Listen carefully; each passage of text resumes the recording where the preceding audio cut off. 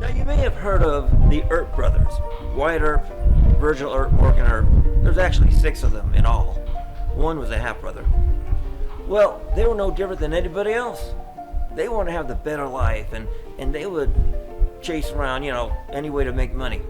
Be it a lawman, faro dealer, saloon keeper, gambler, or prospector.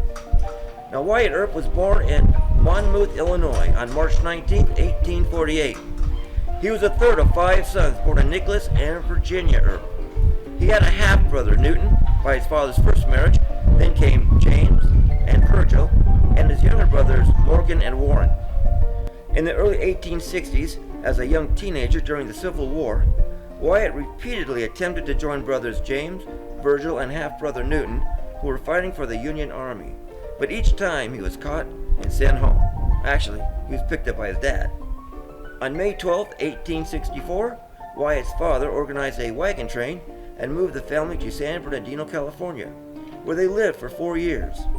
In the spring of 1868, the Earps moved to Lamar, Missouri, leaving Wyatt in California, where he learned to gamble and all about boxing while working for the Union Pacific Railroad. Wyatt joined his family in Missouri the next year in 1869. Now Nicholas resigned as constable on November 17th that same year to become the Justice of the Peace, and Wyatt was appointed constable in his place. Wyatt married in 1870, but within a year his wife died of typhoid fever. Wyatt was so devastated, he quit his job as constable and set out wandering about in Indian Territory.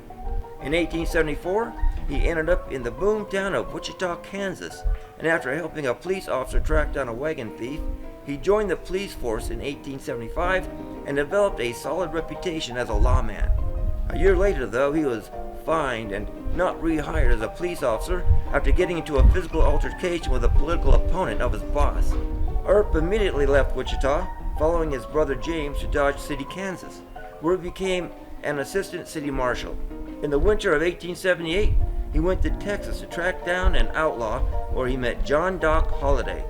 In May of 1878, Wyatt returned to Dodge City, and Doc Holliday followed that summer. Back in Dodge, one day a group of cowboys rode into town, shooting off their weapons. They entered the Long Branch Saloon and shot up the place. Wyatt heard the commotion and went over to the Long Branch to investigate.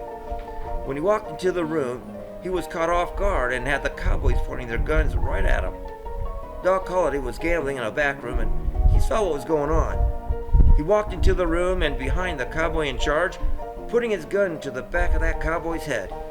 Doc then demanded that he and his cowboy buddies put down their weapons. The cowboys complied, and from that day on, Wyatt credited Doc Holliday for saving his life, and they became best friends. Virgil Earp had left Dodge City in 1877 and moved to Prescott in the Arizona Territory. In November 1878, he was elected as constable for Prescott. While constable, Virgil wrote his brother Wyatt about the opportunities in the silver mining boomtown of Tombstone. In September 1879, Wyatt resigned as assistant marshal in Dodge City and prepared to leave for Tombstone with James and their common-law wives. All 6 Earp brothers were involved in law enforcement on and off throughout their lives, but you only really hear about Virgil and Wyatt. Now, just like back then, they had different law enforcement agencies that enforced different types of crimes. Like as an example, the U.S. Marshal, they enforced the country's federal laws. The county sheriffs enforced the territory or the state laws, county laws. But the town marshals, they not only enforced the territorial laws or the county laws, but also the town ordinances. So they had a lot of power. So if you were a U.S. Marshal, well, that's nice title, but really they didn't have as much authority as a town marshal. A lot of power the town marshal had.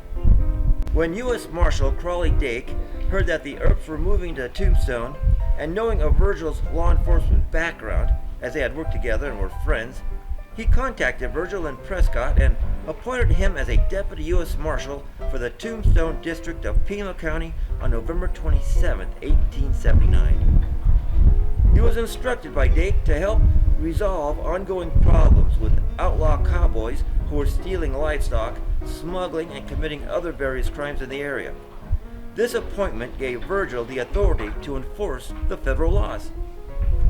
On the way to Tombstone, James and WYATT stopped in Las Vegas, New Mexico to pick up Doc Holliday. WYATT told Holliday of the opportunities that lay in Tombstone, and Holliday decided to join them. When they rode through PRESCOTT, Arizona, Doc Holliday decided to stay a while and gamble. Virgil joined James and WYATT, and they arrived in Tombstone on December 1st, 1879.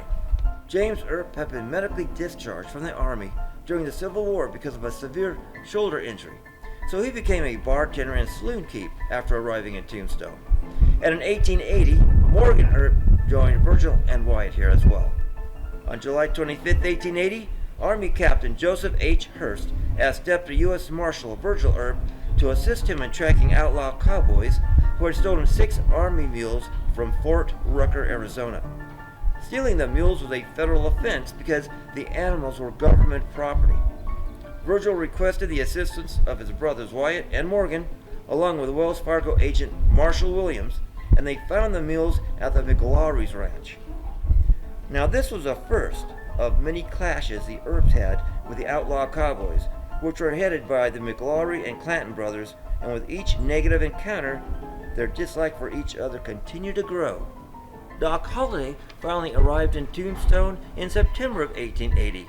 Then, on October 30th, 1880, after Town Marshal Fred White was accidentally shot and killed by outlaw and gunman Curly Bill BROCIUS, Virgil was appointed acting Town Marshal of Tombstone, and he deputized Morgan as a deputy city marshal. Virgil now held both the more powerful local town marshal position and the prestigious federal law enforcement appointment. In April 1881, to reduce crime in Tombstone, the city council enacted an ordinance that prohibited anyone from carrying a deadly weapon in town. Now, everyone was required to deposit their weapons at a livery or saloon soon after entering Tombstone. Outlaw cowboys Tom and Frank McLaury, along with Billy and Ike Clanton, didn't much like this ordinance and decided they weren't going to comply.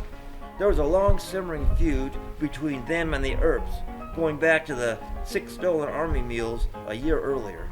Also, Ike Clanton and his father had been threatening to kill the Earps on several occasions.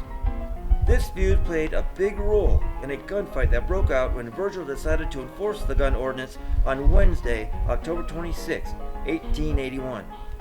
It was on that day Virgil was told by several concerned citizens that a group of cowboys who had been threatening the Earps for several months were in town and armed in violation of the ordinance.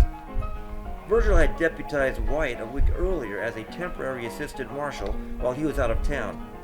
Virgil asked WYATT, Morgan, and Doc Holliday to assist him, as he intended to disarm the cowboys. At approximately 3 p.m., the Earps headed towards Fremont Street, where the cowboys had been reported to be gathering. They found 5 cowboys in a vacant lot adjacent to the OK Corral's rear entrance on Fremont Street. The lot was narrow, between the Harwood House and Fly's boarding house and photography studio.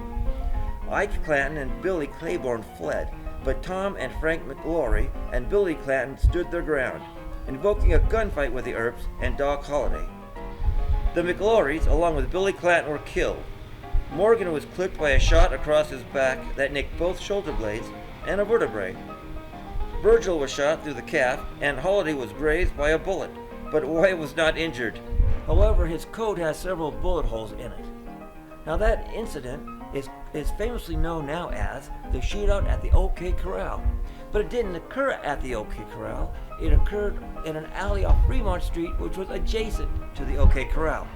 The OK Corral is actually, the entrance to it is on Allen Street, where I'm standing now.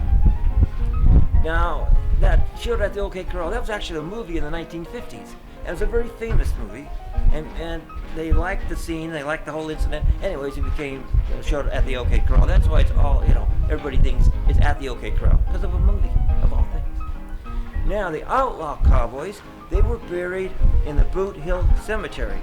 The cemetery was called Boot Hill after the Boot Hill Cemetery in Dodge City. It's also known as the Old Cemetery, or the City Cemetery. The cemetery was founded in 1878 and stopped accepting new burials around 1883-1884, except for a few exceptions, primarily outlaws. It fell into disrepair until the 1940s when the city began to restore and preserve it.